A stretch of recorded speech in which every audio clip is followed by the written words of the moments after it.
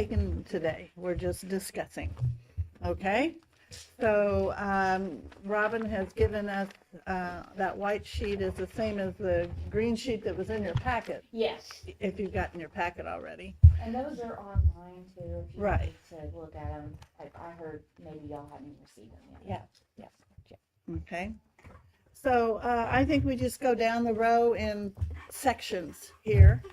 And let's start off with personnel. And she sent us an email about how we're doing market data as the base salaries instead of, I remember in the past, we used to have about 15 pages of different, this is what the 12-hour made, if you were this is what this, salary schedules, like the old teacher things. And now so you want to explain it, or questions? What am I doing? I don't know, so. Well, I mean, just in general, as far as the salaries are concerned, we're starting with the base salaries, which is what everyone's making right now that we're Okay, obligated to. here comes Dennis. Okay. Let's just be patient a minute here, okay? Okay. I'm sorry.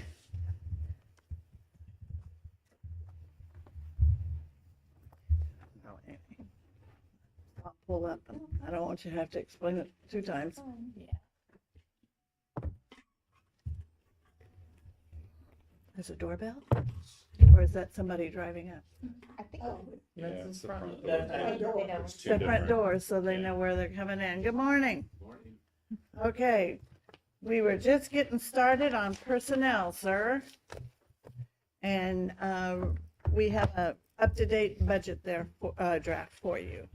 All right, so Robin, personnel again. Okay, so, we start with the base salaries, which is what we're already paying and what we'll be paying for any positions that we have in the next year.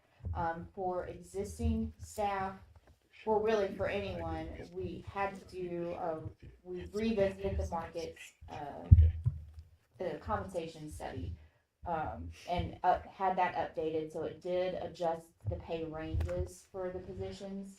And a lot of that adjustment had to do with, well, the completion of us trying to get up to market, which we were doing in a multi-year process. So we started last year, to get us to a certain point, and knowing that we would need to do another one this year to get us to where we were looking to be, and also factoring in the change in the minimum wage, the increase in that. So that's one component of it, and then we do performance evaluations for all staff every single year. And for people who are meeting or exceeding expectations, then there is a performance pay adjustment that is also factored. So those 3 things go into the salaries line of personnel. How many total employees do we employ? 93, okay. When you say up to market, what do you mean? So basically what the going rate for positions in the library with certain skill sets, depending upon what the role is in like this geographic area. Okay. What you would expect to Okay. make doing those Well, jobs. we can't compare to Mid-Continent with their 50-some levy, so what other libraries do you compare us to? Well, there is some comparison with Mid-Continent Okay. because it's the same jobs in the same geographic area. Okay, But okay. we are a little further out of the metropolitan area, so that does actually adjust down a little bit for Okay. salary wise. okay. So, Now, Yeah, he will also look at, or they've also looked at for us, things like, scenic regional libraries that are similar to us in areas that are not metros. Okay, So he does look at that. He will look at postings that are online. He looks at his own clients, that he has, that are libraries, and all of that is taken into consideration. There's probably 7 or 8 different, places that he does, that he looks. But they all just compare to libraries. Yes. So I would think for a lot of our part-time employees, the comparison, the job market for them is not other libraries, it's other local employers, where they're just looking for a job in the town where they live versus a library job. Just doing some simple math, And I'm not saying that every employee is gonna get the same, amount of raise, but looking at this, that's about $200,250 across the board. That averages out per employee to about $179.44 a month. That isn't an unreasonable amount of a raise. I'm telling you, our people don't make a lot of money. Yeah. We don't. I mean, our Well, and that actually kind of leads me to my question. The one thing that we've never really seen is, especially, when we're dealing with $800,000 in increase is, first off, are we adding any positions in this payroll, or is this straight? This will also include some new positions for next year. And what positions are those? We have, we'll have one position for, not custodial, but our Facilities. facilities, thank you. I'm thinking of IT over here. In our facilities, there'll be an HR manager into that. We have a payroll specialist into that. Robin explained them here on her budget narrative that she gave you in September.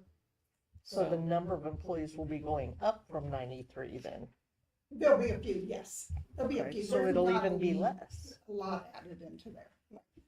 There's potential for it to even out though and not actually be an additional 2 or 3 or 4 employees, because as we have turnover in the part-time positions, that part-time flex role, we've been able to actually utilize that really well. So we might have had 3 subs that were on payroll and their availability was, very limited. And so we were using all 3 of them to try to cover what we needed in a branch. And if they leave and we might be able to replace them with 1 part-time flex person that can actually do the hours that we needed, rather than, so we don't replace 1 for 1 in those types of positions in the branches, because we've found that the part-time flex has really helped them manage their staffing really well. But we don't know, until someone wants us to know if they're gonna move on, we don't know, who might be leaving. Because it looks like the number on salaries went down from the last draft. Yes, so we actually got our true numbers Right. for the evaluations. So now that we were through that evaluation cycle, where they've all been written, they've all been scored, and they've all been reviewed, we know now what the performance pay portion is gonna be. So, We only had an estimate based upon last year's, is how we did it. And then, once I got everybody's evals back in and done, then I was able to go back through and look and see what the actual raises are. So out of 93 employees, how many got a performance boost? All but 3. All but Okay, 3. so does that mean they all got a 5% raise? No, what's that mean? No. Okay. No, it could vary. It could vary anywhere from a 3 on up. Okay, That's on top of the 3% mark Yes. adjustment. So Yeah. everyone's getting 6. so, okay, that would be my concern. It says if you meet expectations, I would think if you meet expectations, you get your automatic raise. But to get your cost of living raise, but to get an additional raise, you have to go way above and beyond. Not necessarily, because you gotta remember the 3%, which is the market, that helps us with wage compression, which is keeping everybody for years of service kind of in line. It definitely helps with that piece of it. Then comes the performance. So if you're doing what you need to do, you do get a performance increase based upon that. And that's where it begins. If you're below that meet, you get nothing. That's why I said. You still get your 3. You still get your 3 because we're adjusting that market. But, excuse me, but the performance piece of it, if you're below that, if you're below the meet, you get nothing. Okay, Except the 3. okay, I would just think if you show up, do your job, if you're not tardy, if you do your job, you get your regular raise. But to get to do what you're expected to do and get a 6% raise, I just think that's a lot. I mean, to do what you're expected, if you're not doing what you're expected, you should get fired. Yeah, I mean, if you're late a lot and you're not doing your job, you're taking 1 hour for lunch instead of however long you're supposed to, you should get fired.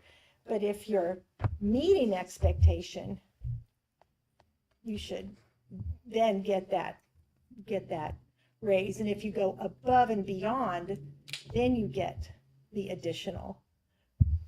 That's just, So that's Then just, you'd be frozen year after year after year if you were just meeting your, you know. Well, but you your still You're getting get your your COLA. 3%.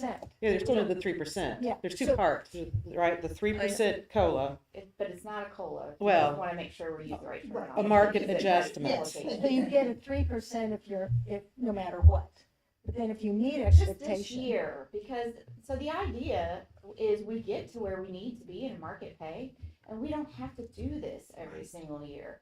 The idea is that the raises or the pay increases that you see on a regular basis are all tied to performance, and the market adjustments don't need to be done every year. But because we have not yet gotten to where we needed to be and to be competitive in the market, we're doing it this year. We'll look at it again next year, of course, but, you know, it'll depend on what conditions are like as to whether we need to do it again next year or not, but the performance would stay. How many years have we done this 8%? It's just a second? That's the maximum, yeah. Right. Since 22, well, 23 actually. 23. So 23, 24, 25, 26. So this would be the fourth year that we've gone up 8%. The max. And that's the max. Max. Not everybody Not gets everybody that, trust me. No one gets that. No, there's a few. I just know I grew up or worked in the corporate world where, yeah, if you showed up every day and did your job well, you kept your job and you got your salary and you got a small, adjustment every year, and you only got a bonus if you did something outstanding. Didn't seem like I got a bonus just for doing my job. Bonuses either. Performance pay. I didn't get Right. performance pay just for doing So, my job. The nuance of the evaluations is there are several categories that you are scored in. And so there's different aspects of what you do in your role every day. And you may be really excellent at one or two of those things. You may be, meeting expectations in other parts, and there may be an area that you need some improvement. You get an individual score at each of these, and there's discussion and coaching if need be to get you where you need to be. That score is then averaged into one total score, and that is what the pay adjustment is based on.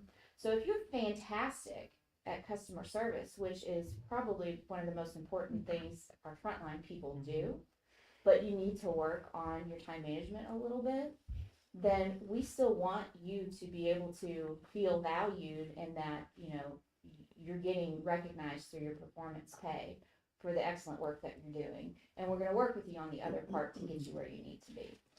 So it's not just, the performance evaluations are not just, I give you, Lee, a score of 4.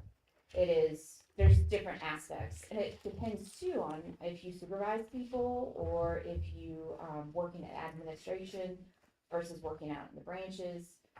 The different categories will adjust based on those things. So it's a little bit more complex, and so in doing it, it's an opportunity for managers to actually work directly with their staff on their strengths and their weaknesses and open that communication, but it's also something that's important for staff to feel valued, and then they can see the results of the efforts that they're putting in through the pay that they're getting.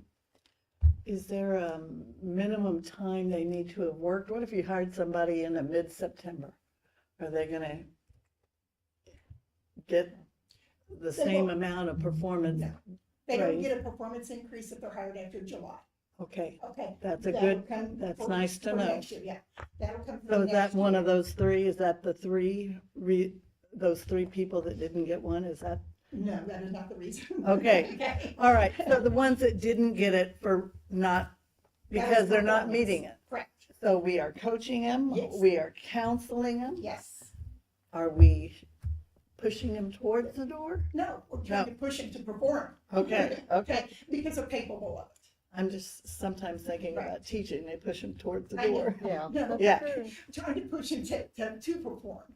So question, what's the average for the 91 that met expectations and they're going to get the 3% plus either 3 to 5? What's the average 3 to 5?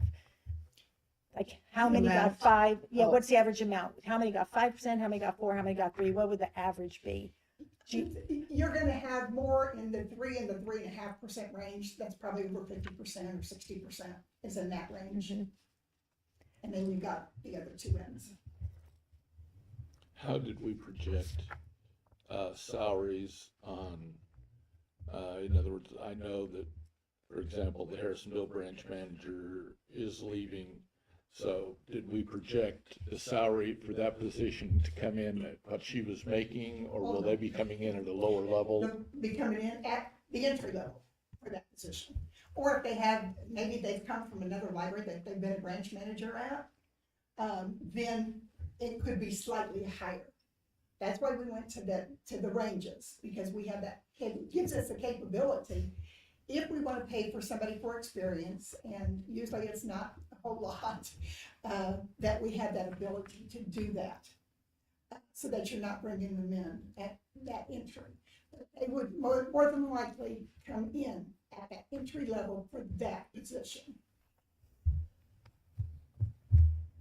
And to be clear, I would love to see them making great wages and raises and all that. It's just, I know we have this massive debt and I want to get it paid off as quickly as possible, you know, and so just, yeah. You've got to pay them to perform. You know, if we didn't give them that raise at the meets, we'd be going back to our old way of doing things.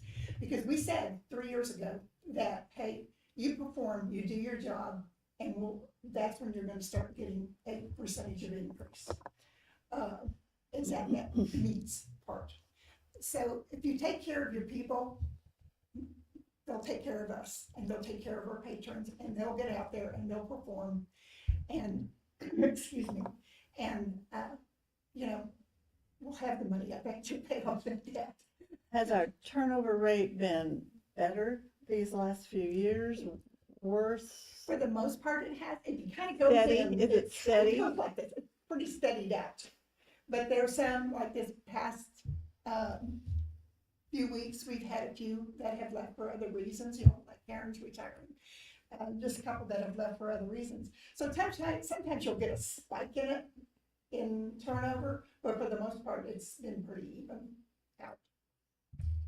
It's, I say even better. It's helped us. It definitely costs an organization a lot more money to recruit, hire, and onboard and train staff than it does to give a performance pay Absolutely. increase annually. So we're trying to invest where it's gonna have the best impact so that we don't have to spend a lot of those resources getting replacement staff. So how many more years do we think we'll need to do the market adjustment part of it? I don't think we really know. I hate to say that. We thought we were okay a little bit this year until we did that market study and it came back and it was, we weren't. Like Robin said, if conditions improve, the economy, whatever improves, there won't be anything. We don't have to do that anymore. We can just go to the performance half of it.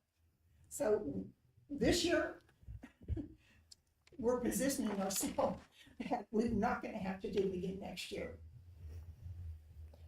And then just one other thing, which now my numbers don't match because you've dropped the draft for personnel 700. $91,000. But my other thought was how collections have increased over 2 years, 11.3%. Operations increased 11.3%, but then, now this is before the new, personnel increased 21.7%. So that's almost, not twice, but close to twice. And so just being careful that personnel doesn't increase so much that there's no way we want to be careful not to get top heavy. Exactly, and that's why we're doing the studies, you know. I've also, some of my counterparts throughout the state of Missouri had recently done, kind of collected from different libraries, the study of what your minimums were and what your maximums were. We're on the minimum end of the minimum, I'm telling you, compared to other libraries throughout the state of Missouri. We are still one of the lowest For personnel or for pay? for pay. For pay. So, the percentage of what we're spending on personnel this year to our anticipated revenue is the same as it was last year and the Yeah, year it didn't- prior. So didn't go we're up a whole lot. maintaining Yeah. the amount, and it's always gonna be the biggest part of our budget. The Right, people are right. the most important things. So, but we are pretty much maintaining the same percentage of what we're investing, in that line. Why did loggers go up $30,000? I believe it's just associated with the salaries. and We the people didn't who are eligible. increase the percentage or anything. We did that a few years ago. One time during my term, we switched loggers to a greater percentage or something, but, Yeah. I mean, I have no problem with that. Yeah, no, it's been the same for a long time. Probably, it might have been one of your first few years, we went to a different benefit program Right, and it went up, but yeah, we haven't changed anything for a long time. and refresh us, the people that get loggers are 20 hours and above 20 hours and above. That's right. on a regular schedule. And then what is tuition reimbursement? So that's a benefit that we have if you are enrolled in a program of study related to your work. You can be eligible for reimbursement up to a certain amount per semester if you make certain grades in that program. So it's like right now, Jana's using that to get her master's in library science. But it is a reimbursement basis and it's based on, again, she has to turn her grades in. She has to make a certain grade. Like B or A? Being above. B and above. And the closest school to do that is either MU or Emporia State, right? Of the local schools, but now a lot of schools actually have. Okay. Like you can do that stuff remotely, Right, but right, yeah, those are the two local. right. I think she's doing Emporia State. I think, Yes, she is. yeah, yeah, And hers have been straight A's in case you. Yeah. right. And that used to be in another line. You moved it I up. moved it this year because it made more sense to me Being to a- be in the benefits area than it did. Did we use it all last year? I don't think we've ever used it at all. We've never used it all, but That person. you know, just recently I've had 3 people talking about going to get their masters. Okay, So, you know, we want to encourage that as much as we can, but we've not used it at all. And this is our max. Yeah, that's per policy. That's per policy, that's our max. yeah, So per we year. won't go over that. But okay, That's why we put it in there, Right. okay. like that. So we're between 55 and 60% spending on personnel, right? Okay, And that actually meets the Missouri State Library standards. Where's our final salaries number gonna come in for 25, Lori? I mean, we've got 2.5 budgeted, where are we at about? I know we're Very under, low, yeah. I mean, October, you guys got you got Yeah, that in your packet. no, we didn't. we're at 72% right now. Altogether, as a system, we have 25% of our budget remaining through October. Yeah. And on pace, like a 10-month would be 83%. So we're already 10% lower than, like if we would spend 100% by the end of the year, we're 10% lower than that tracking right now. Is that what you Okay, had a lot asked? of numbers, kinda. Well, how Salary, we're gonna come in, we're I gonna don't, kind of come in at 75% on salary, or 80%. That's where we are now. If we trend the way we have all year, we should have, I don't know the percentage, but we should have between $200,000 and $300,000 remaining. In the not salary line. including- Yeah, not that- including some internal cushions that we have. Because I was just trying to see, because we had a big jump from 24 to 25 of $500,000, but the actual Yeah. then for 25 is gonna be like 2.2-ish. Some of the positions that were budgeted for last year have not been hired yet, and so they've carried over to this year. But So for 26, we've got 2.6 budgeted, but again, would probably be 75, We've never been 80-ish. 100% staffed 100% of the year. And so if we ever have that happen, it'd be a miracle. And then we'd probably be spending the full amount that we have here. Well, not with 94 employees, you'll never be. And There'll then- always be. Yeah, if you had 10 We keep employees, chasing it, if though. you had 10 employees, you'd That's probably good. always be That's fully good. staffed. That kind of goes back to what Dennis was asking earlier, is that it's, once we have that turnover, they come back in at the entry level. We don't bring them back in at what that person that's leaving is making. So that's gonna lower that line every time. And question, is the goal to use the flex as much as possible? And I think you were saying, Diane, about more, something. The number of flex increasing, would you rather have the flex number stay and use them more? The flex numbers are increasing when somebody leaves. So They're like, replacing somebody they're when they, replacing somebody. They're not in addition, yes. okay? And so if you needed more part-time, would you first try and use your flex more to give them more hours before you added somebody else? Yes. Yes, Yes. we do. That's what I thought. Yes, we do. We do Yes. that. And that's the purpose of that, Yes. is to use those flex people. I mean, none of them are getting 0 hours, but that's what we say, 0 to 30. None of them are getting 0, but that gives the flexibility to use them up to 30 if need be. Okay. Yeah, every time we have a vacancy, we take a look at that department or that branch to see where they at and what do they need? Does it need to be backfilled exactly as it was? You know, does it need something different or nothing at all? Sometimes, you know, that you can attest to that. Well, for example, NRC had someone, a 20-hour person that retired on Saturday, and we're not planning to add staff there because of the number of subs and part-time flex positions that Rod has, so, Mhm. Mhm. because they're wanting, more hours. Health insurance is staying the same pretty much? It was a 6.9 increase, Okay, but what was it? Our vision, dental, and what was the Life. other one? Life. Mhm. That one stayed the same, so we didn't see the worst case scenario increases that we had put into that first one, Okay. thankfully. Tell you what, basically based on every city I'm covering, wow. yeah. Because most of them got hit with Is that good? 19 to Yeah. 23%, so. Well, that's what they told us to plan for 23 to Yeah. 25. So that first budget, that's why we had that in there. And then they said they were gonna shop it out, obviously.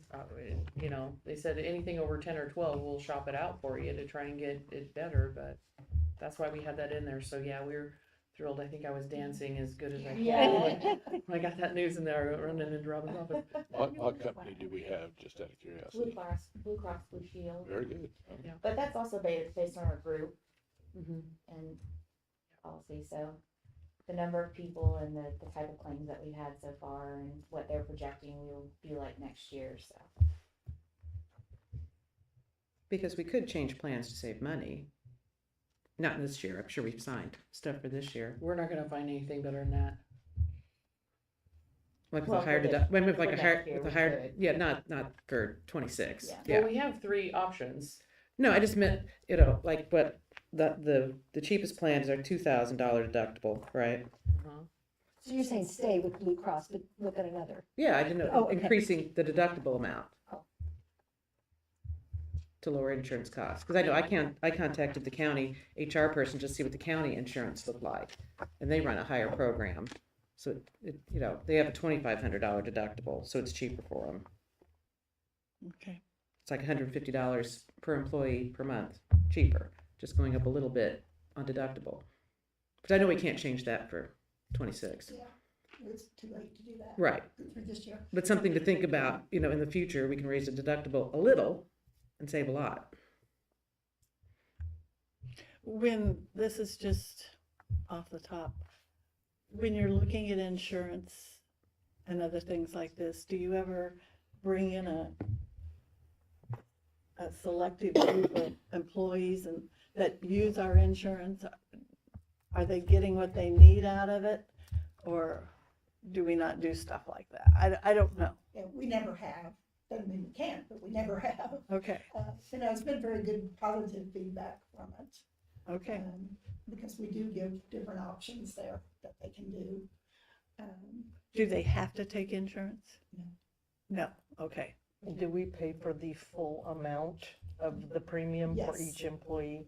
Each employee that opts in, yes. Each employee that way? Opts in, Oh, that takes our insurance, yes, we do. But they And don't- That's very they don't- standard. They don't have to Do they take it. have to work a certain number of hours in order to qualify for the 30. insurance? 30. Mhm. Okay, I may have missed that. You may have said it already. I Right, may I have did, missed it. but, and remember, that does not include like our part-time flex. Right. Even they say that 0 to 30, that they're not included in that. So it's just people who have a set schedule of 30 hours a week. Okay. Qualify. Okay, And if they want a lower deductible, or if they wanna add family, they pay They the pay the, difference. yes. Correct. well, that's good to know. Well, yeah, Robin sent that to us at some point. Yeah, that we just cover the employee on the, On that one type of plan. on the first plan, the $2,000 deductible plan. Okay, After that, they pay the additional people, and they pay part of the premium when it goes Yeah. to the lower deductible. That's why I said if we raised the deductible a little, I will say too, you know, the benefits that we have that include the health insurance and that we do pay that premium is also part of our compensation package, and it's part of what makes us, competitive. Right. And so there may be places, yeah, that you might go work and you have to pay part of your deductible, but those are places too, sometimes you can get things like company cars and profit sharing and all kinds of benefits that we can't provide, so this is one way that we, That's why I was Are able asking to. whether we paid or if it was a, well, because some places it's a supplement. It yeah. isn't a benefit. Right. It's a supplement. And the employee, in order to get it, has to pay part of it themselves. And that's why I was asking. And then, and like Robin said, there's just a lot, I mean, we can't offer things like, retailers offer good discounts on their merchandise. Some of even the county or the city offer clothing reimbursement, they offer cars, they offer a lot of different things depending upon positions. Yeah.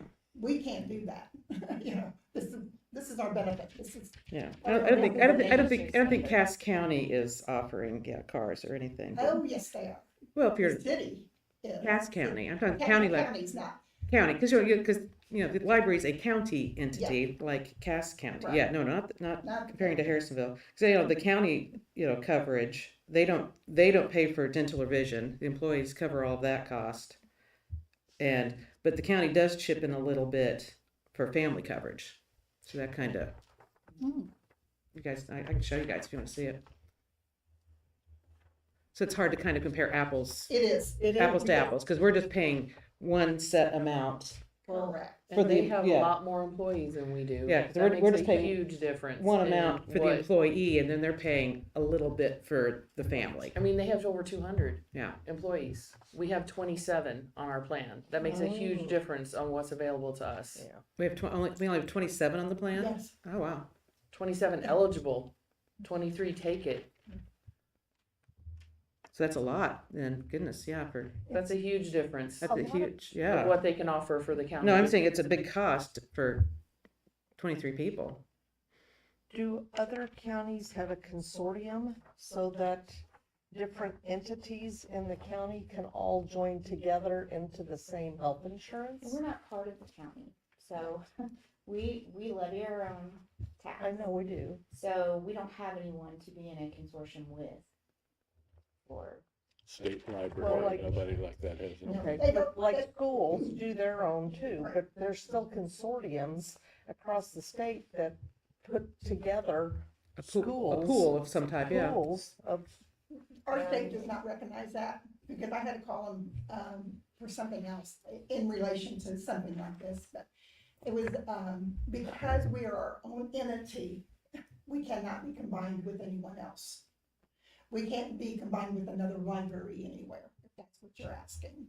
I'm just, That surprises me, yeah, yeah. me too, because a lot of schools do that now. I mean, they're their own entity too. They collect their own tax from their school district and then, but they're allowed to join into a consortium with other schools of like size or like, in Yeah. insurance, it's, Demographics or Yeah. whatever, yeah. and We can't. But we do belong to consortiums, like we did the state buying consortium to buy the van. We do participate Yes, in some yes, consortiums, yes. but you're talking payroll. Medical in particular. Insurance Yeah. consortium. Okay. And we can't do that. So you say we can't, it's, We can. I checked, and the reason being, I checked on somebody's FMLA one time, which is all part of this. type of thing. Because we are an entity in ourselves, we're a public entity, but we're not part of any consortium out there. They cannot combine this with any other library. This person came from a different library. If we would have been able to count their time with that library, then they would have been qualified for FMLA, but they cannot. no, I'm not talking about their salary I- part. I'm talking about just the insurance That's- part. That's kind of part of that. The, Cause ours salaries were a whole different ball wax. yeah, I'm sorry, I meant to say FLSA, FMLA, two different things, which is the medical piece. And when I called the state, they told me that they cannot recognize us being connected with any other library. That's what I was told. Okay. yeah, that is just odd, yeah, since we do the purchasing consortium. Yeah, We can- it's different, And it's a different animal, it's a different animal. but, yeah, it just seems, Mhm. So the insurance really broke down to about $16,000 a person, is that right? if you did the math, If you take that amount and divide by 23, 23, it's 16,000. Wow. Question, is medical, and how much is medical and dental? I'm just curious. Right here. we I have mean, it, how much do we pay? oh, yeah, it's in that, Oh,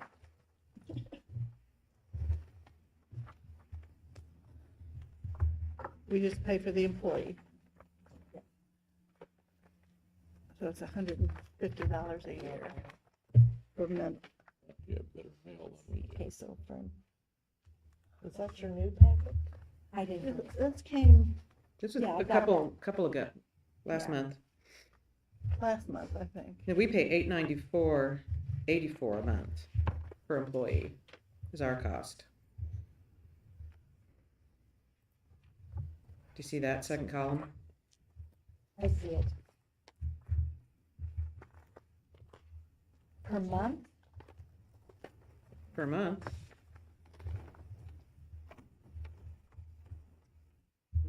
Share. Vision is cheap. That's why I mentioned, Cass County pays $743 a month, and I said that's $150, but that's only times 12 times 23 employees. Well, I think we have to remember that these 30 to 40-hour employees that qualify for this insurance, and if they take it, that's a way for them to establish longevity with us and keep things running smoother than having to keep, and I mean, yeah, we've had turnover in our branch managers, but most of the time we've promoted someone on up. Yes. And that's to our benefit too. Those 23 eligible employees, can they take health insurance and not dental and eye care? Can they take eye care and not take health insurance? Okay, all right. Have we had any massive claims? Not that we're aware of, Not that we're aware of. but They don't tell us. yeah, They HIPAA, we report don't, that. we They don't can't know. tell us. Oh, really? Right. Because normally that's what I hear in a presentation is you went up because you had, X amount of claims and Yeah. all Your that. experience rate or something they Yeah. call it, yeah. We must have a good one if we didn't jump up Right. a lot. And the insurance company takes that into Right. consideration. We don't know that. So Pat, are we option 1, 2, or 3? Does that, Every employee gets that choice. they get that choice? And then if they go up with the less deductible, they pay that difference. Right. That's where the employee, it says right there what they pay per month, and that comes out of their paycheck. Because we pay the same amount per employee regardless of the plan they choose.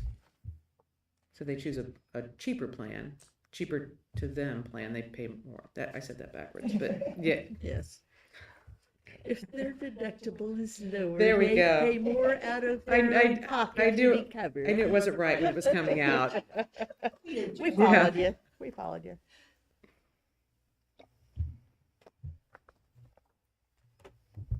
I think what's important to note is that this year with the anticipated revenue and the salary adjustments and the associated benefits and things that go along with it, we're very strong in our ability to compensate and provide benefits according to our policies and still be able to maintain all the other things, including the debt service. And that's great. And I think that we should really focus on that. I think, you're right. Think back before 2000 or 2020, I mean, we would struggle to try to find 1% or 2% to give as raises. And I mean, we struggled. What were we would cut books in order to give a 1 or 2% raise. And we cut hours of the smaller branches or even the larger branches. I think it'd be interesting sometime, I know you've got lots of time, but what our turnover rate has been over the last 2 or 3 years as we have tried to improve salaries and such. And I know that's not the only thing that keeps them. It's the atmosphere that keeps them. It's the workability and the flexibility that if a mother has to stay home with her kid that day, others will step in, or the flex people can come in and work, and that's important. It's important to me, because I remember, you know, It is important. It's important. one day, the superintendent's office was right across from my classroom, and I got called to the superintendent's office to take a phone call, and a kid was sick. And the superintendent was standing right there, and he says, "Becky, what's wrong?" And I said, "My kid is sick. Do I stay or do I, what do I do?" And he says, "No, you go home." And that's the same thing we need to impress on our employees. We're all working together, in my opinion. We're trying to do the best for everybody, I think. And we need to take care of them. Well, yeah. We do. Okay. Other comments, questions about personnel? Have we gotten it all? Okay. What about operations? It's pretty tight. They've gone down in some things. They've gone up. I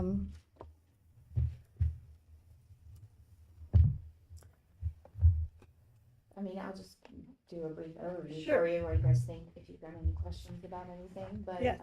so this is basically everything that we need to pay for to just function and have our presence in the county. So it's the rent, which all of that is, of course, all the places that we don't own.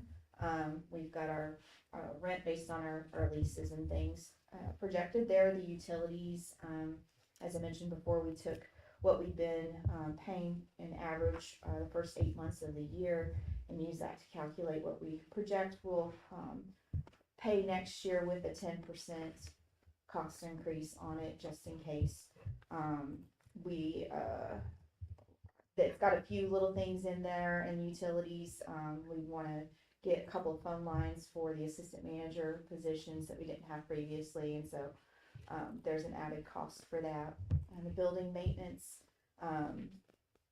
we've actually, having the facilities department and kind of building that out with staff, Ian has been able to really set up a good system of preventative maintenance and even just in-house repairs and things. So, on the one hand, we've increased a little bit in the amount of supplies and things that we buy relative to facilities, but what it's doing is saving us just so much money on having to purchase replacement things or have service calls done and things like that. So, so that's where we're at on building maintenance line.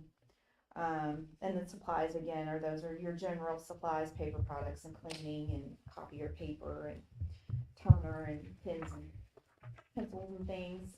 The activities line is what the branches use to fund their programming plans. So they pay for presenters, prizes and things for reading challenges are out of there. Youth services programming's in there.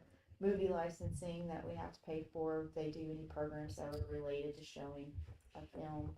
And we haven't really, over the past several years, that has actually stayed pretty stable. We haven't given the branches additional money for programming.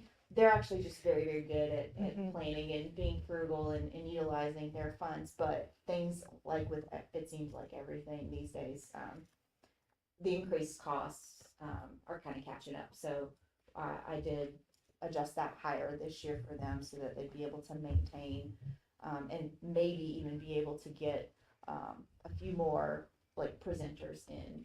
Is that enough of an increase? I think it is. We at least spent a lot of time looking at what they requested. So this also, every year, the past couple of years, we have the branches and the department heads submit a budget request, and it outlines everything that they think they need or would like to have for anything for programming, for staffing, coverage, for technology needs, things in their building or furniture and stuff like that. So we look at all of that just to kind of figure out, what's going on and what they think they want. So this actually did mirror a lot of what they requested this year. They've requested increase in programming budget the last few years. I mean, I presume that they did it before I got here too, but we weren't able to do that last year. And with the cost of just supplies increasing, we thought this would be enough to cover that, so that they can do what they're doing, and in some places add some larger programs and presenters. I'm actually going to ask a philosophical question at this point, but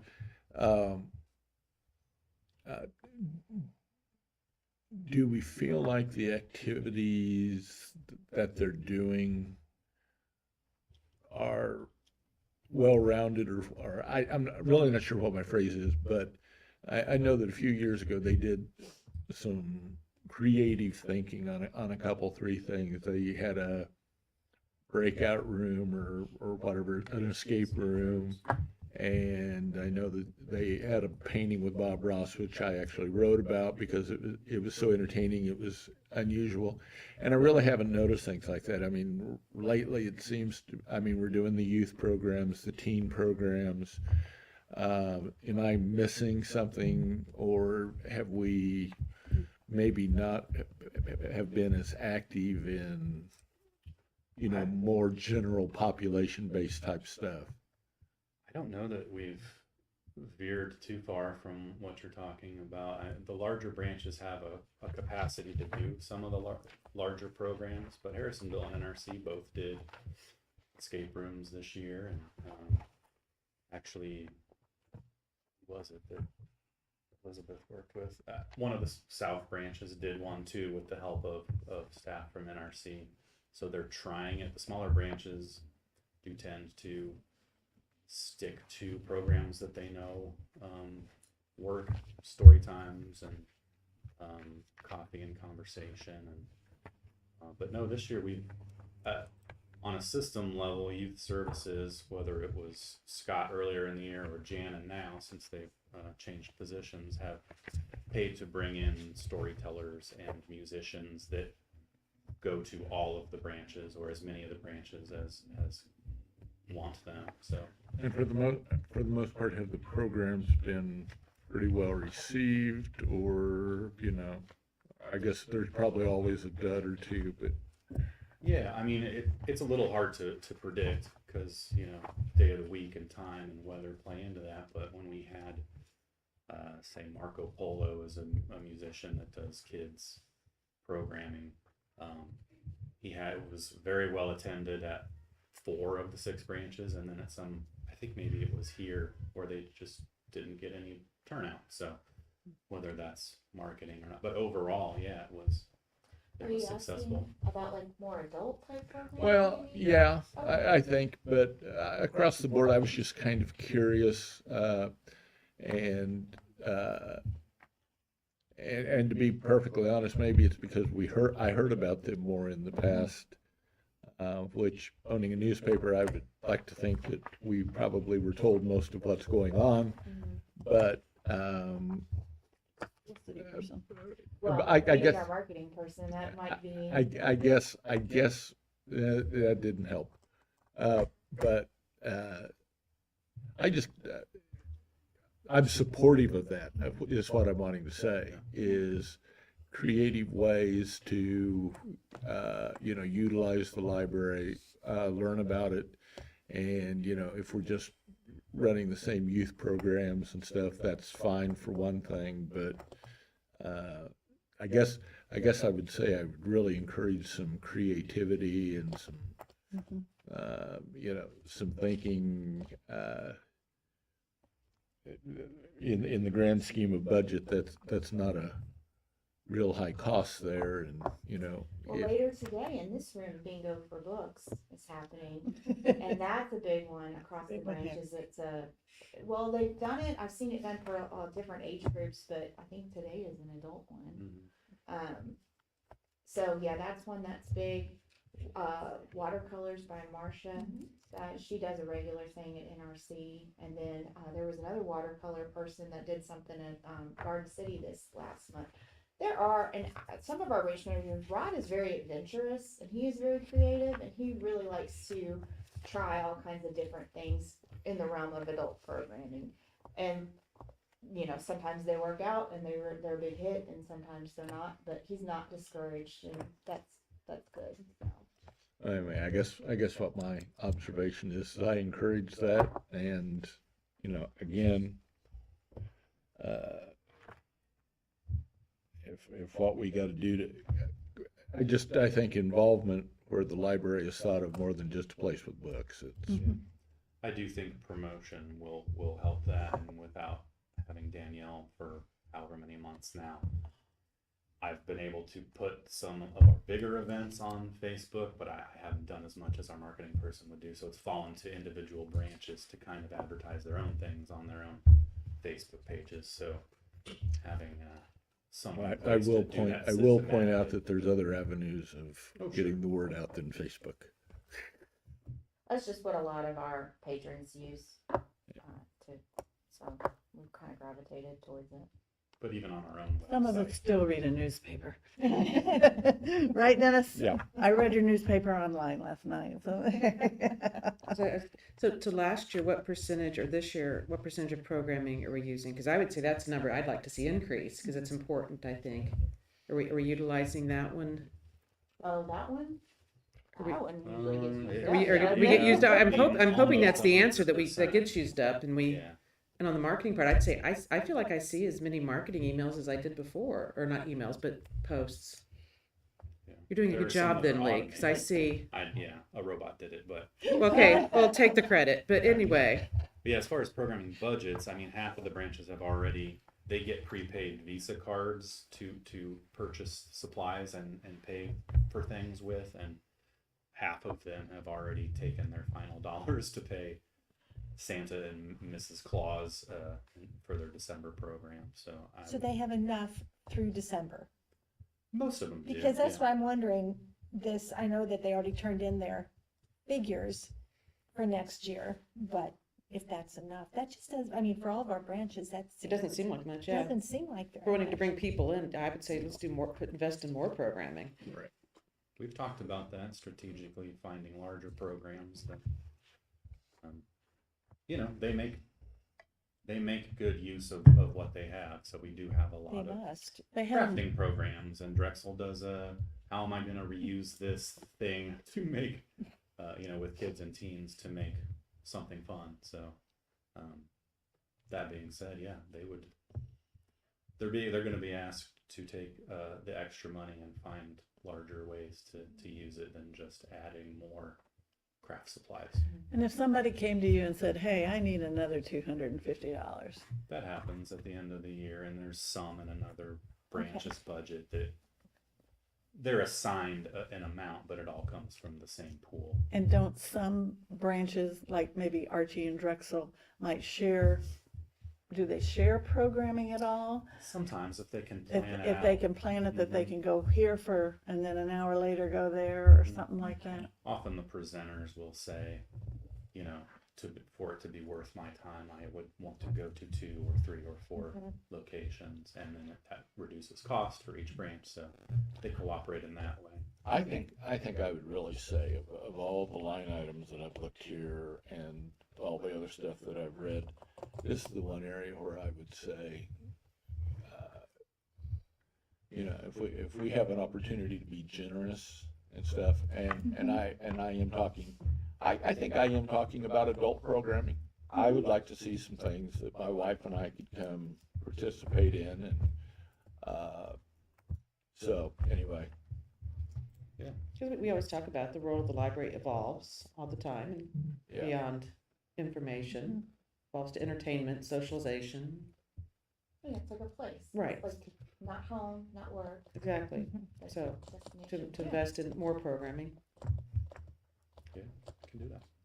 find some dollars. I wanna know what is allowing us to drop technology by $20,000 on our budget. Last year we replaced, or this year, my brain has been in 2026 all this year we replaced all of the staff computers. Next year the plan is to replace all the public computers, and there's a lot less of them than there are at staff. There's a lot less, and there's no laptop involvement. Right. So we're not spending like last year, we did a lot of converting over to these laptops and docks that actually reduced our cost last year. Because instead of having to buy double computers in some situations, we just spent, instead of spending like $1,600 to get 2 computers per some staff, we only paid $200 more for 1 laptop and a dock.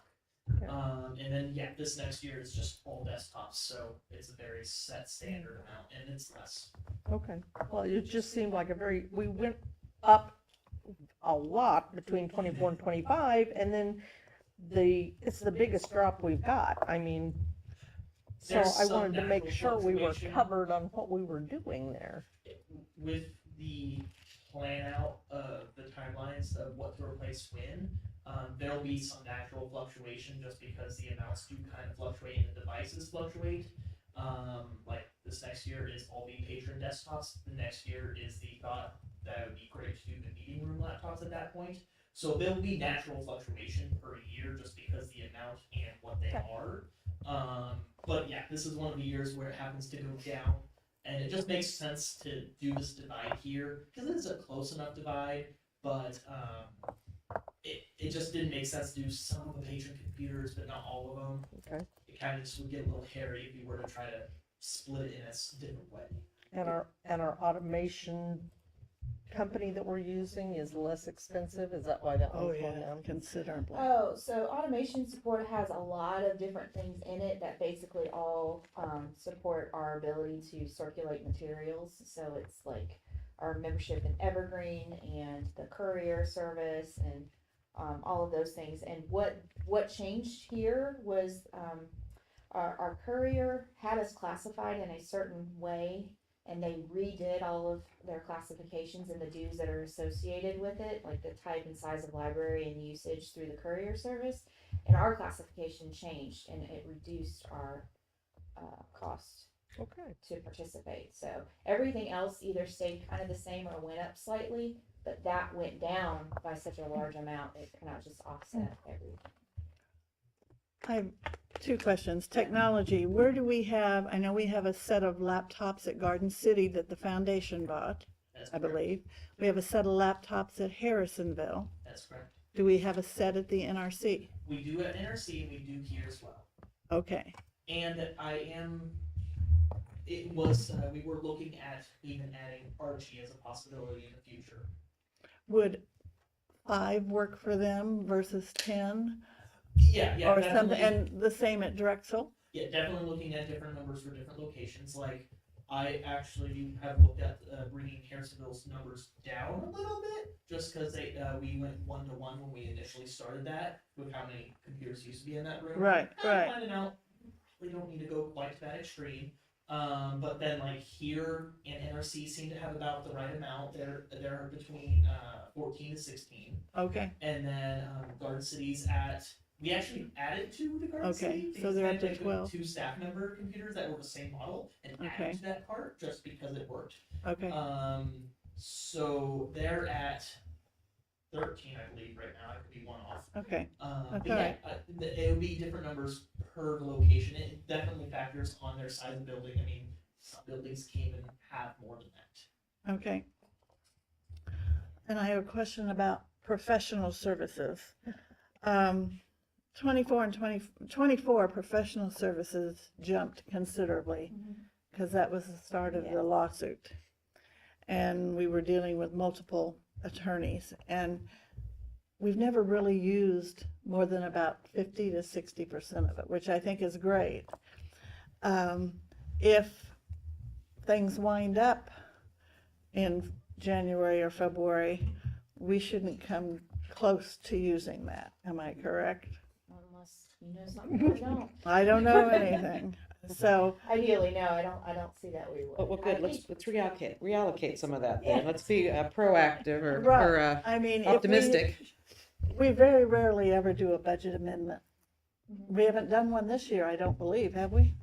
And, I mean, that's good that but are we budgeting too big sometimes? That's what I'm saying, yeah, let's, Well, I'm trying to think on average, like just for things like contract review, because they're still very heavy in all of the contracts and things involving the Harrisonville project. And that's good. where does it go to the Harrisonville line though? Does it come out of, No, we just. It's not been not putting it in. reimbursable from I haven't even thought about that. bond funds to put it down in that category? We haven't yet. but then we might be tight there. I don't But- know, I mean, that might be That's good thinking. feasible. But still, I would say like on average, just normal, please take a look at this or whatever. We're what, $2,000 bill from Lauber Oh, yeah, this month. monthly? Uh-huh.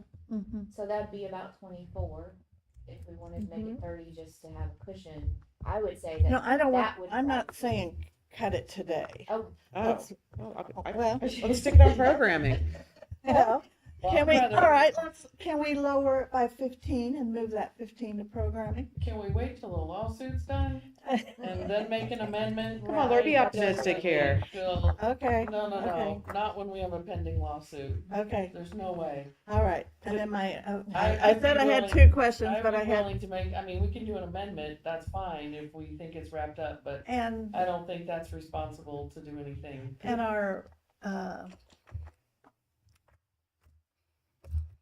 the accountant, the audit? Oh, auditor, audit yeah, went up a little bit this last Yeah, year too. yeah. Yeah, that's just a 3-year agreement we have okay. with them. Have you So- found our attendance reporting is much more accurate with with this swiping or checking in With ADP, Oh, the with AD my card? clocking in. the Oh, time card? Didn't we used to fill out a hand kind card? and- Well, no, or they were able to go into ADP and put their own time in. Yes, yes, So yes, it is much more accurate and honest. and honest.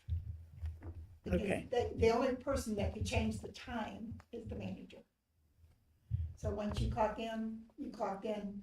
If you miss the punch, the manager is the only person that can put it in. Okay.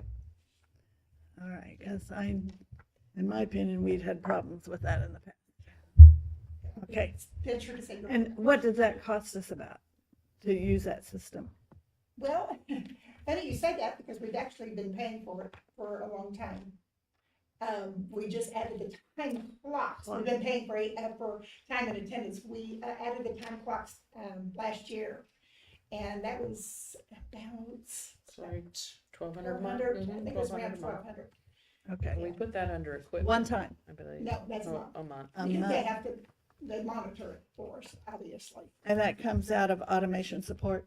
I think we put that under I think that's equipment. in equipment. Oh, Yeah. that's an equipment. Yeah, Because that's what eventually it would be. Okay, all right. Anything else in operations? Well, it's kind of Did you wanna ask- unrelated.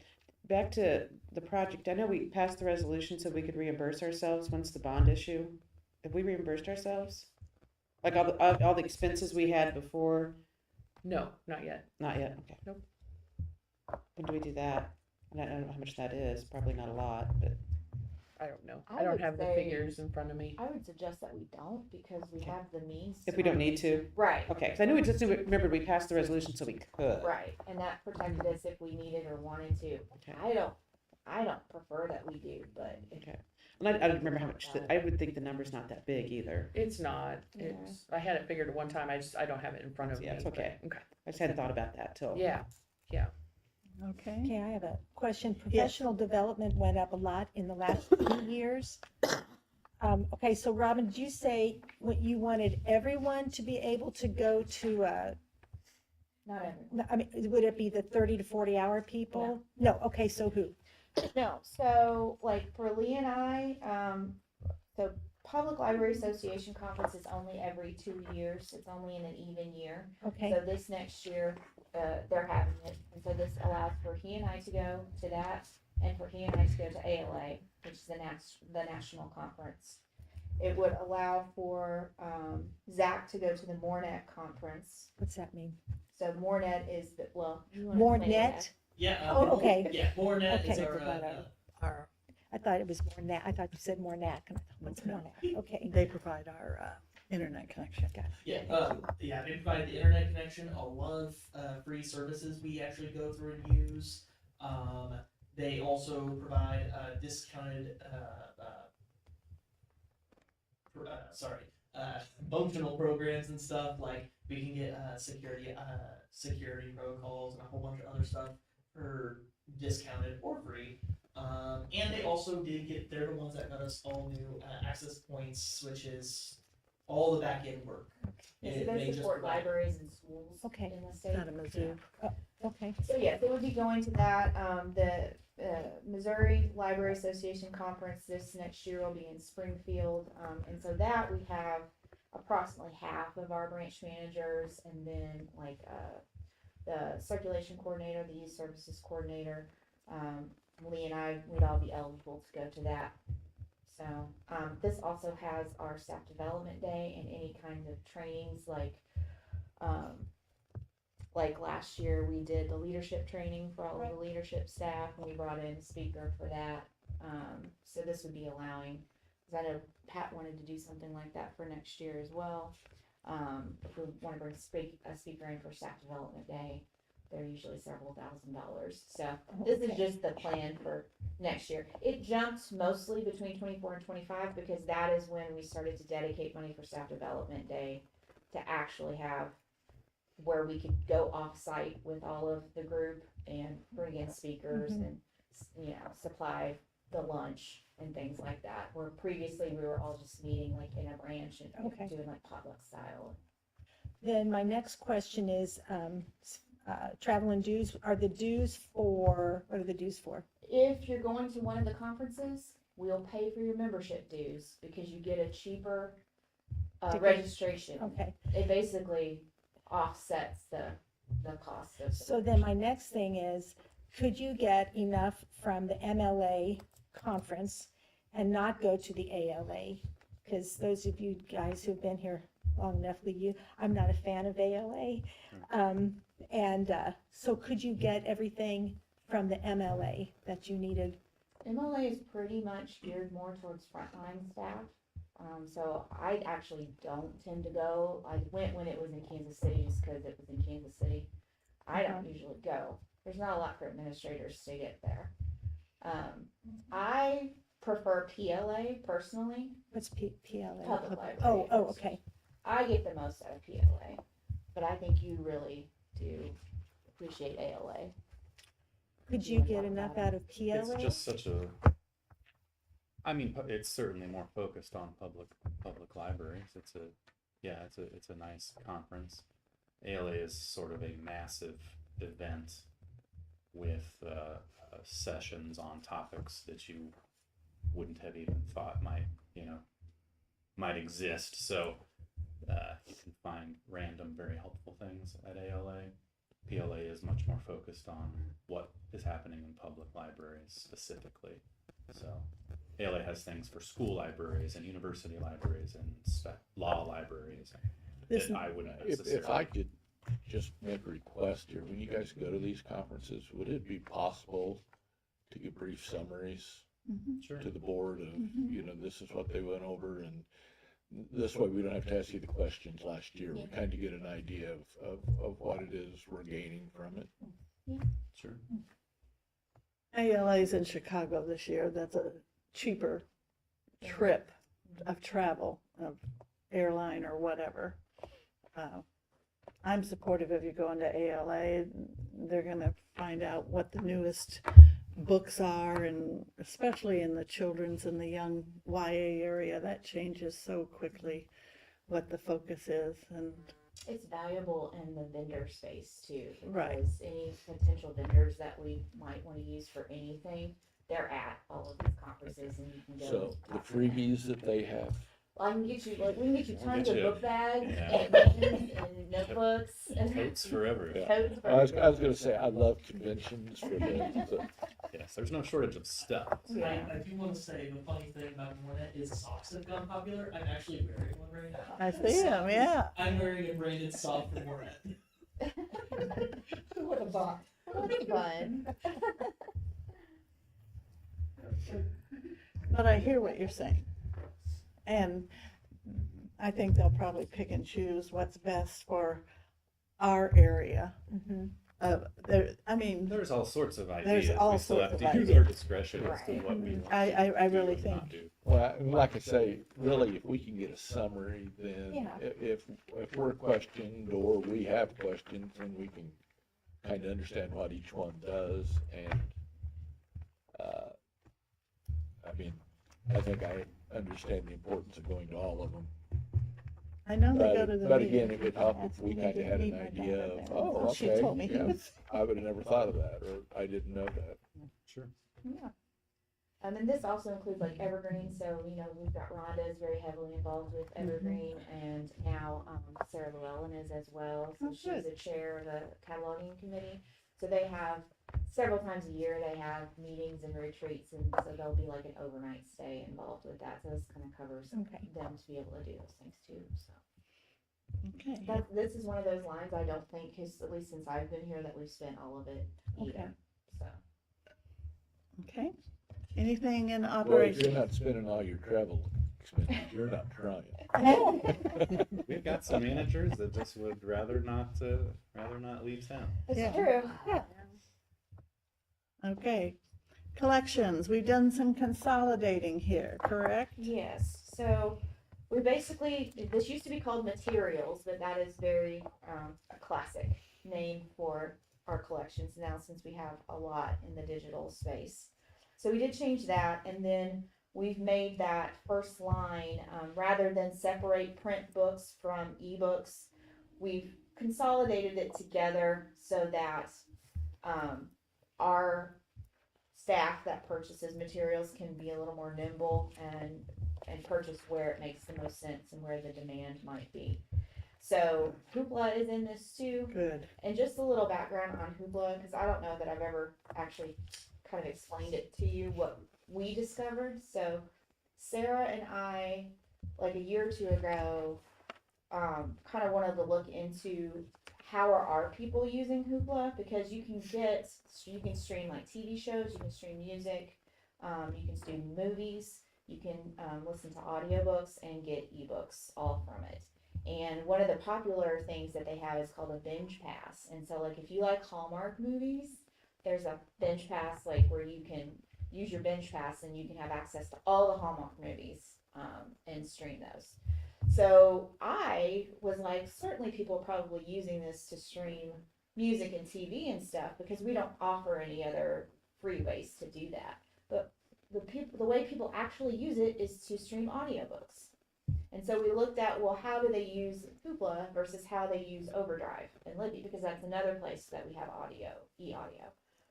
Well, people go to Libby for ebooks and people go to Hoopla for audiobooks. So we're like, Which is great that we're not getting a lot of duplication and overlap, for the two services, but it serves a very distinct purpose, basically. All that to say, that is our patrons' go-to for audiobook access digitally. And it's one of our most popular services that we offer, and it's great, and we get that interaction with patrons and a lot of satisfaction because they don't have to wait for their items. You know, with Libby, if you want to check something out that's very popular because it just came out, there's usually a holds list, a waiting list, which is fair, and that's very common in library world. You gotta wait until it's your turn. But one of the things that Hoopla offers is on demand, so you don't have to wait to be able to access it, and a lot of people like that. But the pricing per item is the same. It's comparable to what it would be like if they were getting it through Overdrive or through Hoopla. One's not more expensive than I the love other. Hoopla. I was gonna, I guess I thought the Hoopla costs were going up and up and up. They are because of usage, But the it, popularity. and I tried to look into it, but are people limited, like, Yes. okay. Yes, That's so all. you can do 5 checkouts per month, and usually the last week of the month is, what do they call it? You get, I don't remember, you get free checkouts of certain things. Yeah. Use your points or I don't No, they call it something. have It's a cute. cute name. It has a cute name. But the last week of the month, even if you've used all your checkouts, there's stuff that you can get access to. And So it's not like somebody's using it for their daily TV viewing or something, yeah, because they're limited. Right. You Yeah. run out pretty quick. Bonus borrows. There you that's go. it. Bonus Bonus bar. borrows. That's not as cute Got it on my as I calendar. thought it was. Do we, Because do I we always run set, out of my 5. yeah, do we set a budget for Hoopla and we say, when we spent this much this month, we're done for the month? Or do We or do don't. we just keep paying the bill? We pay the bill. I've looked into doing it that way because you can, but I've talked to other libraries, and what happens is the patrons, they rush it in the morning because it's like on a 24-hour cycle. So people set their alarms and they wake up at 12 a.m. so that they can get their borrows before the library runs out of money for the day. Not me. And Oh. it's just not good customer service. No. And yeah, so to me that would be a desperation move, and I just don't. I'm gonna plead ignorance, so Hoopla is what? I mean, is it books too, or is it? It's a streaming So service. it's with all books, electronic movies. items, electronic collections, and so it has ebooks just like what you can get on Overdrive, and then it has audiobooks, so you can download those and listen to those, and then like you can stream TV shows and movies, and it's just got a catalog. We don't have to curate that catalog. We curate what's in Overdrive, but we don't have to curate what's in Hoopla. I'm glad to hear that, cause I'm like on 10-week wait list on Lulu, so it's right. Well, go or, check it out. See what you can find. whatever it's called. Yeah. So is the reason that that's going up, that line item going up 80,000 because the subscriptions to these are much higher? It's because of the usage. That's what the projected cost by the end of the year is. That's based on the historic usage for this year and how much it's increased. In 25, Hoopla was in electronic resources. Right. In 26, that $65,000 Okay. has that makes moved sense up then. to Yes. Okay. the books, ebooks, I was and gonna say, because that e-audio. was my next So it's- question. it's Why did still in the electronic same- services drop so much and it won't 64.5 Oh, yeah. and ebooks and that audiobooks went up by 80? Right. That was, Yeah. that explains it. Okay, so Yes. what's the difference between electronic resources and the ebooks, audiobooks? The electronic resources are like our database subscriptions. So, like we added, what's the one with the tutoring one? Brain Brain Fuse. Fuse. So we just added that one. So that's a subscription-based service that gives our patrons access to online tutoring in different subjects. Like when this kind of went down too because 2 of our electronic resources that we were getting, Chilton, which is for like car repair manuals, and Consumer Reports. The usage on those has been so low, it hasn't justified the cost of having it. So we canceled those, and those won't be in next year's as well. But it's those types of things. like academic databases. A lot of our electronic resources are actually supplied from the state library. So if you go to our website and you look at the list, most of those we're not paying for. Most of those are through the state library. We only pay for a handful, and like ABC Mouse is one of our more popular ones, and it's for like children's like literacy games and things like that. So that's what that is versus, and like a news bank. So that's how, you know, you can access the Kansas City Star or even some historic newspapers and things like that through there. But the ebooks and the audio are just like the digital version of what's out there on the floor. Okay. Well, just like I was up on the other part, I will say this.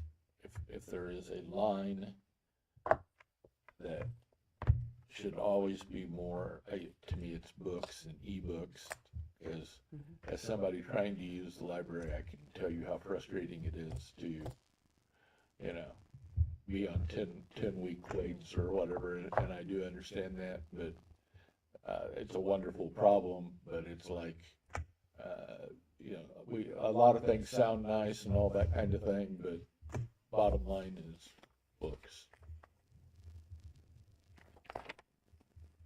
Okay. I hear you. Okay. Shall we move on to capital services? Looks like you dropped furniture and equipment, didn't you? I did. Yeah, I did that. I think it's the second draft. Because I went back. Y'all had talked about wanting to increase the reserves for debt service amount from the 50,000 that I originally had. So I went back and I looked more closely at the branch and department budget requests for things that were related to like furniture and equipment or building improvements and things like that, just to kind of get a little bit more of a specific snapshot of what they were looking to do and whether or not that's something that I felt like we should be doing in this next year. And I felt like we would be fine to lower this amount down to the 80,000 and still be able to cover what we would need to do on furniture and equipment, and branch improvements. Because I added the capital improvements line, last year with the intent of anything, since we did get the capital improvement plan adopted this year, anything that fell in that plan for the years that we were planning to do it, that money would go on that budget line. So where previously, before we had the plan, we just put everything into furniture and equipment and branch improvements. And so I just kind of broke it down. What kind of furniture and equipment? I mean, are we going to be, I hope that we're going to be, Harrisonville, we're not going to replace, we're going to make do with what we have. Right. NRC got a bunch of new furniture this year and looks better because of it, so Right. they don't need more. Drexel got some new furniture during that whole process. Harrisonville's furniture will be covered in the new building plans, and yeah, they're not getting anything. So we're looking at Archie and Potentially only. Garden City, or even this building probably is pretty I don't know good. what they would You know, all your libraries were so kind to, Ian went and got all the folding plastic tables. If you guys need to buy a few more of those kinds of things to have around, not just because the foundation needed them for the sale, but it makes flexibility on your programming of what you can do when you have different kinds of tables and such. So I can understand that. Like admin shouldn't be buying any new furniture because we need to see what you're going to get. We all got new computer chairs last year. Okay. I can't even think of what, unless something breaks. And if you have a light bulb go out, just open a window. Yeah. This should cover a few light bulbs. I'll bring you a candle. All right, automotive, we're not buying any new vehicles. So, and is Ian pretty much in charge of capital improvements, of costing them out and deciding how we do them? Yes. along with you guys, I know, Yes. but yeah. Yeah, I work closely with him, and that's why we made a couple adjustments over this drafting period for that. Okay. Because, well, timing on the access control, getting the costs of what that's truly gonna be, Is this building on an access? it will be next year. Okay, This is, in the capital improvement plan, pretty much everything in the capital improvement plan for next year is here, and it's the story walk and, the access control.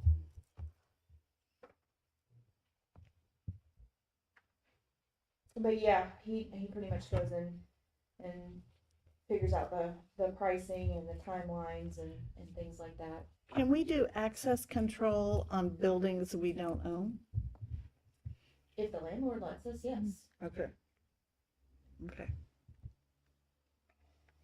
And we don't have any issues with the branches that we're planning to do it in the next Okay. couple of years. So.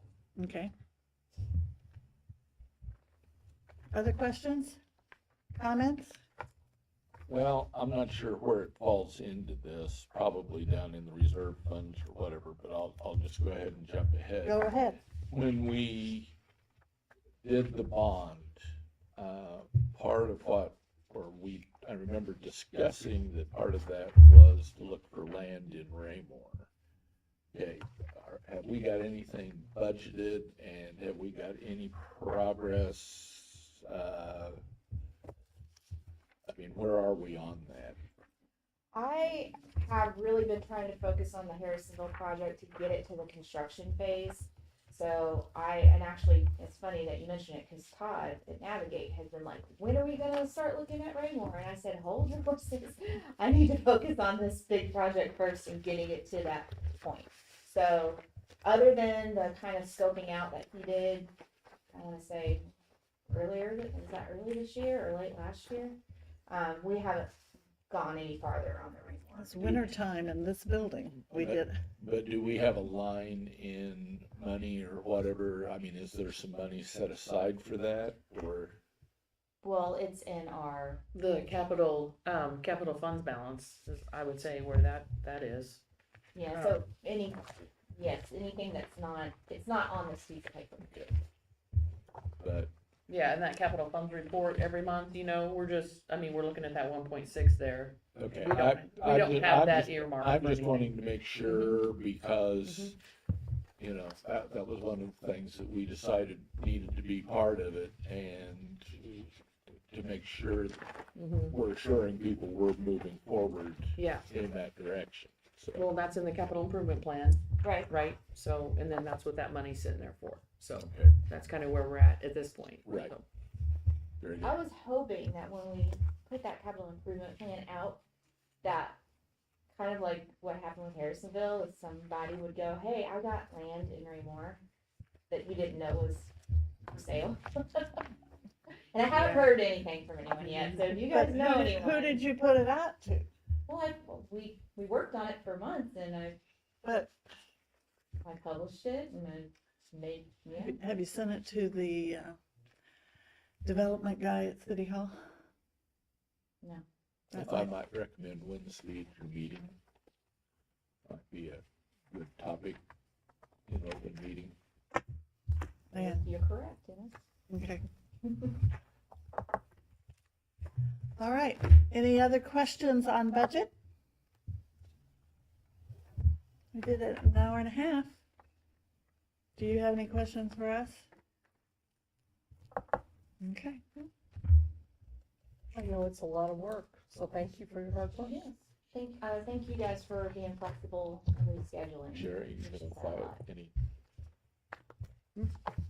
all right, I've been sick. then I would say we are Maybe. adjourned. We don't have to have a motion.